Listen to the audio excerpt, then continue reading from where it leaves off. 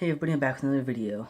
Normally I don't like to post like two videos back to back. I know I did a couple days ago for Halloween, but I only do that for special occasions. Because usually the one I post after the first one doesn't get as much traction, and it seems like a waste of time. But I borrowed this from a friend, so I figured I gotta give it back to him tomorrow, so better do it while I have the book in my hand. So, and before we begin the actual video, I would like to hopefully start a discussion in the comments. Well, first off, I've been hearing a lot of stuff since Stan Lee died. Stan Lee died that he like stole credit for his creations, which I don't think is true. I've done a bit of research, and all I could find is some hearsay from Gil Kane said that he stole the credit for writing, and then Jack Kirby and Steve Ditko did the art and the writing, and then Stan would say he wrote it. I don't know if that's true. Again, that's just hearsay. But if you have any actual sources you can put in the comments below, that'd be really appreciated. I'd like to get to the bottom of this, maybe see if it's actual fact or if it's just people trying to start rumors or anything. And also, I was wondering what you guys would think about. I was talking to one of my friends, and he said that it would be in bad taste to do Stan Lee cameos, because he did. I'm pretty sure, at least from what I've heard, he filmed his last one was Avengers 4, and of course I'm pretty sure he already filmed his cameo for Captain Marvel and Spider-Man Far From Home. So I wonder what they're going to do in this case, because I'm sure he already filmed his cameos. So I don't know if they're going to erase them entirely or if they're going to put something at the end credits or before the credits. I don't know. Tell me what you guys think in the comments below, and we'll get started with the book. So our book today is Batman Long Halloween. I know this has been recommended to me a lot of times, and I heard it's really good, and I really enjoyed it quite a bit.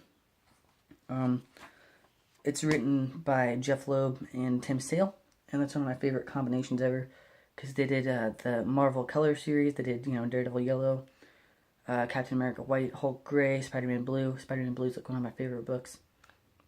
And I've always heard about this book, but I never got around to reading it, but one of my teachers gave it to me, and I really like it. It's supposed to be a sequel to Batman Year One, from what I've heard, which I have not read that, but I guess you don't necessarily need to read it. I haven't read it, but I still enjoyed this book. It takes place over a year. Starts at Halloween and ends on Halloween, and it's pretty good. The twists are pretty good. And I in my personal opinion, there's actually not a lot of action in it. Because I don't it seems at least in Spider-Man Blue, I feel like there was a lot of action considering what we had, especially because that book was a lot thinner, and I feel like it had more action in it, in my opinion. Right here we have Spider-Man Blue, and there's a considerable size difference, and I feel like there's almost more.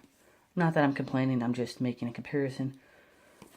I feel like there was more action in Spider-Man Blue than there was in this book, because he fights the Green Goblin at the start of it. Then he fights Vulture and Rhino and Kraven, and the Lizard. I feel like there's a bit more action. But this one, Long Halloween, is still good, of course, because there's a lot of mystery.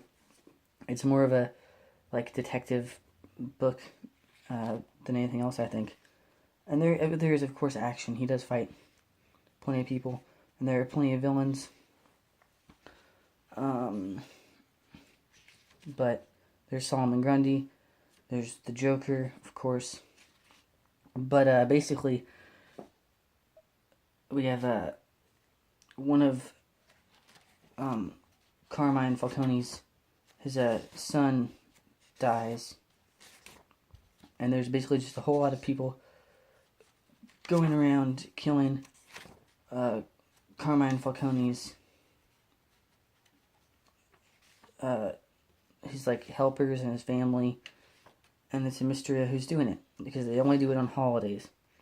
So it's like, you know, who's to blame? Because they call him or her, them, I guess you could say, the holiday killer.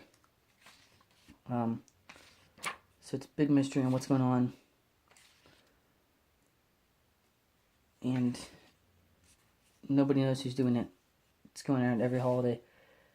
And people are like, who's doing this? It's gotta be the other gang, right? It could be this person. It could be like, and you know, some people speculate, like, maybe it's like Catwoman because, you know, she stole the list of all his enemies and everything. So it could be her. It could be this person. It could be the rival gang. I might get some of the names wrong because I'm really bad with the gang stories like this. The good thing about this book, though, I won't give anything away here, but the good thing about this book is it's got a nice little pamphlet. It's not pamphlet, but a list of all the way that the gangs are connected and everything. So that's handy, especially because, I mean, honestly, I do get kind of confused because it's like, oh, this person got shot, but then this person got shot, and how are they connected? I get confused. So, yeah. So it's always handy. But there's definitely like a lot of villains in this book. And I do like the passage of time. That's what I like about Spider-Man Blue, is that it's got a nice passage of time, and it kind of gives you a sense of like how long this is going on for, you know, and especially because if it lasts a year, then it's like that gives you a sense of like of urgency, because you're thinking like, okay, we can't let this go on for too long, but we can't stop it because we don't know who it is or how to track him down.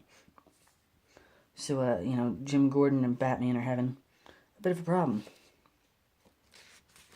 So you know, somebody's going around and killing, you know, a list of all the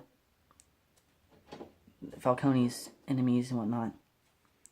So it's pretty interesting.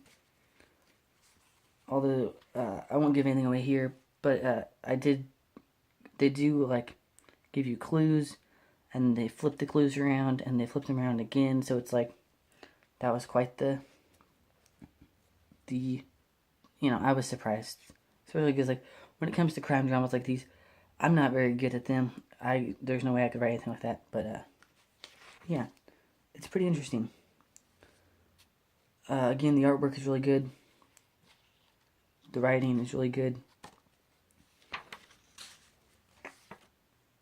So if I were to grade it, I'd give it probably just a solid A. A minus.